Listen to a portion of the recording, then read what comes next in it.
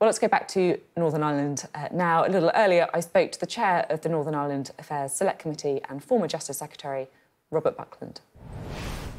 So finally, it feels like power sharing could be restored. Yes, it does. I think last night's statement was significant, not just from the leadership of Sir Jeffrey Donaldson, but the fact that the DUP have a collective position now, an agreed position, to come back into the executive and the assembly. That's good news for Northern Ireland communities, and it's good news for democracy in Northern Ireland. And I think we should welcome this news very warmly. One thing that helped get it over the line was £3.3 billion from the UK government. We've obviously seen strikes in Northern Ireland with public sector workers unhappy at their pay. How is it then that the government's managed to find £3.3 billion non-inflationary down the back of a sofa to help strikes in Northern Ireland, but they can't do the same in hospitals and on railways in the rest of the UK? Well, look, I think to be fair, there is a package there within that overall settlement that can bring Northern Irish public sector workers up to the sort of pay levels that we're seeing in the rest of the UK. And I think that, rightly, it's for the executive in Stormont to deal with those issues now. That opportunity has been created. It's a big offer. It doesn't just deal with spending now. It also offers the prospect of dealing with an overspend that the executive has to deal with as well. So dealing with past debt and now allowing the executive to plan for the future in a range of public services which are desperately in need of that support.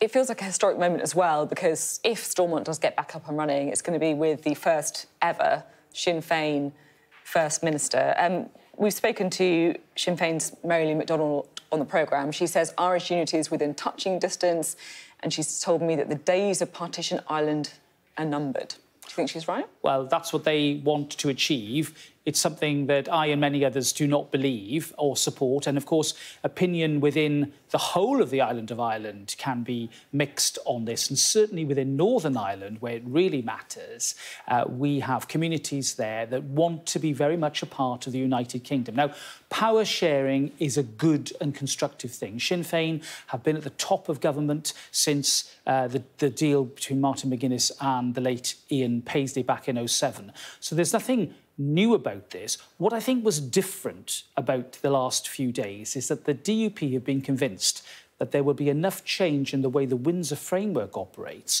in order to allow them now to come back into the executive. And I think that's important context here. If we can sort out some of the practical problems that businesses are experiencing in Northern Ireland and make sure that they feel very much part of our United Kingdom, our single market, our internal market, then that's not just good for unionists, it's good for the internal market of the UK. Is there just a bit of a problem, though, with Brexit?